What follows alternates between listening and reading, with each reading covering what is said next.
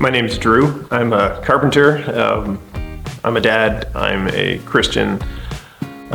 Been going to Baptist church for probably about 5 years now. Very different church than where I spent much of my life before. This church I'm like the blue collar guy. The church that I spent most of my life in, everybody was a blue collar people. They all knew how to work with their hands. So that's a different experience and opened my eyes to maybe some of the, I always thought it was normal to grow up working with your hands and building stuff. And the church that I'm in now, I realize that's not so much a common thing. And I think that's what some of the students at Organized Chaos are. I think of my students now, and I think I've kind of opened their world just by showing them some very basic things and working with their hands.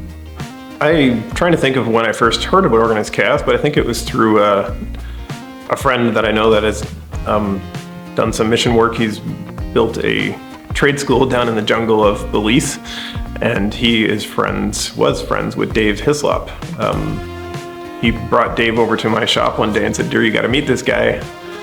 And somehow I ended up here as a mentor not that long after.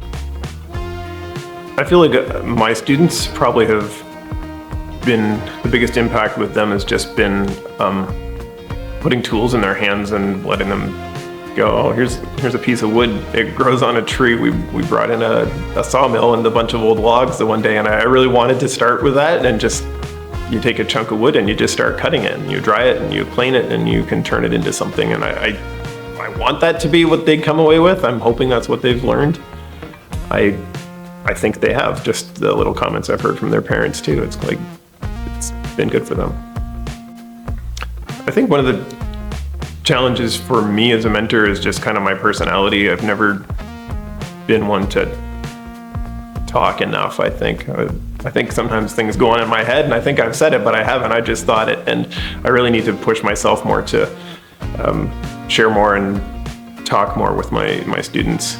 And I think the reason I feel that needs to be improved is because that's the way we need to tell them about Jesus.